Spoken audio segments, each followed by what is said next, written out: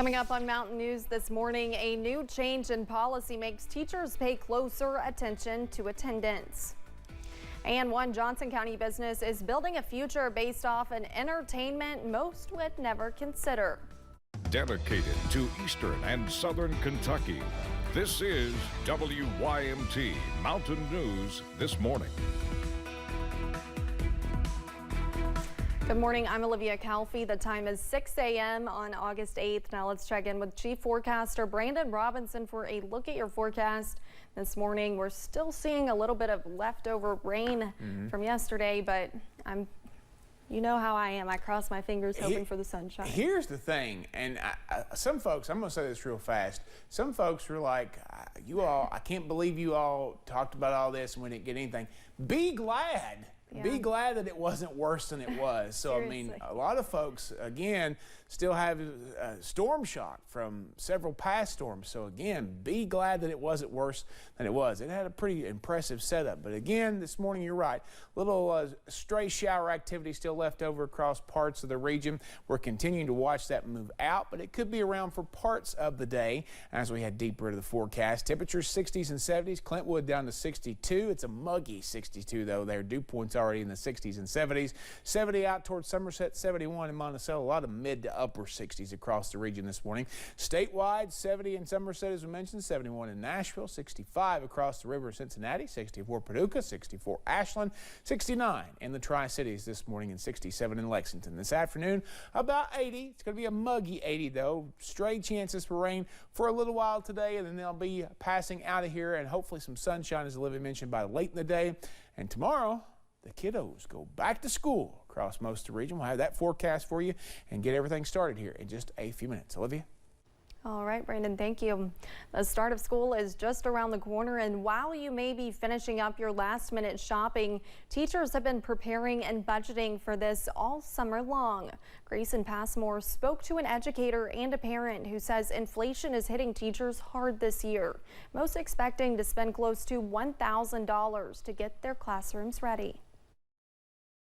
It's that time of year again when teachers are emptying their wallets to fill their classrooms. Teachers spend somewhere between $500 and $800 a year on their own classrooms. That is a lot of money to ask people that are already severely underpaid to spend on their classrooms. And according to the Kentucky Retail Federation, that price for school supplies is even higher this year due to inflation. Jessica Heiler, the Fayette County Education Association president, says this means teachers are shopping the same summer sales as parents. They're buying all of those things because it's not provided by the school system and not to the fault of the school system. It's mostly because we're not given enough funding from the state legislature. So there's not enough money funneling down from them to be able to provide some of those things that our teachers need. With one child in 5th grade and another in college, Heiler says she knows the financial burden school supply shopping is on many parents, which is why so much money comes out of teachers' own pockets. Up until the last few General Assemblies, the SEEK formula, which funds our public schools, had been stagnant since 2008. And so we had really not been keeping up with inflation with SEEK funding. Heiler says they're fortunate in Fayette County to have had a few supply drives, but the financial hardship for parents and teachers continues to grow. I think everyone that is an elected official has to believe in the power and the right to have public schools in Kentucky. In Lexington, Grayson Passmore, WYMT Mountain News. All Kentucky families can expect to spend more on back-to-school shopping this year. College students are expected to spend more than $1,300 this year, nearly $200 more than last. School officials in Lawrence County are looking for ways to incentivize student attendance. Because of the new funding model, schools are trying to increase attendance because funding is now based off the previous academic year as opposed to the 2018-2019 attendance rate. Superintendent Dr. Robbie Fletcher says in order to boost attendance, they need help of local businesses. You can't use school funds for attendance incentives. You can't do that. You're not allowed to. So if we do any type of attendance incentives, it has to come from business donations.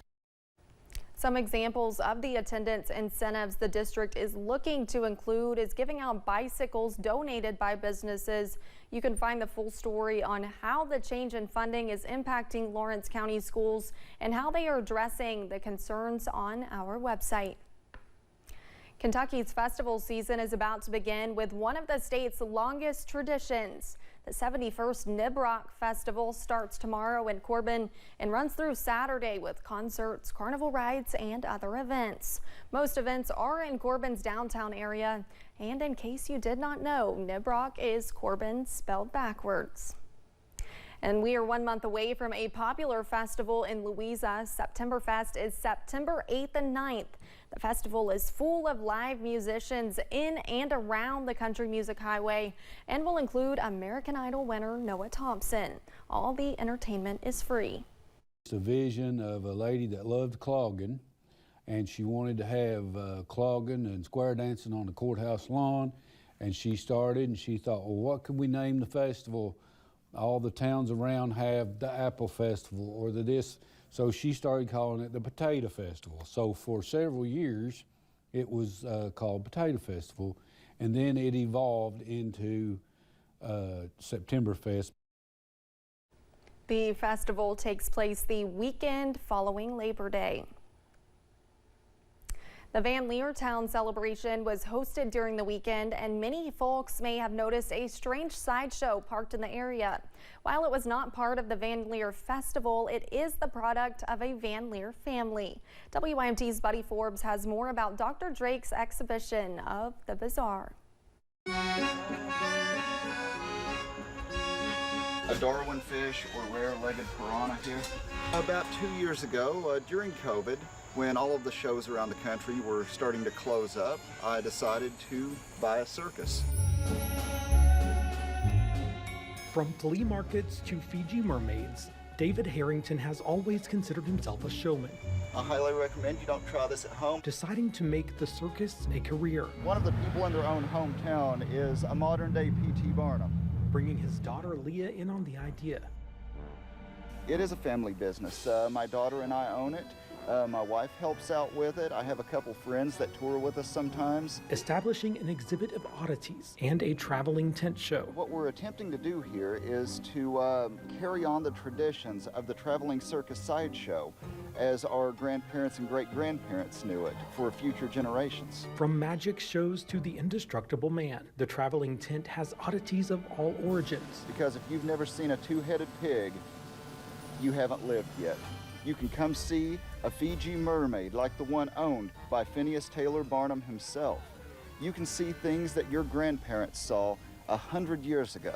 From the cursed to the curiosities. Supporting a tradition that's as old as the 1820s, 1830s, and you would be helping to keep the tradition alive. Finding the slightly bizarre to fuel a small business. In Johnson County, Buddy Forbes, WYMT Mountain News. Though the tent was set up in their front yard last week, the family also does private events and sets up at festivals and more. You can find out more on our website at WYMT.com.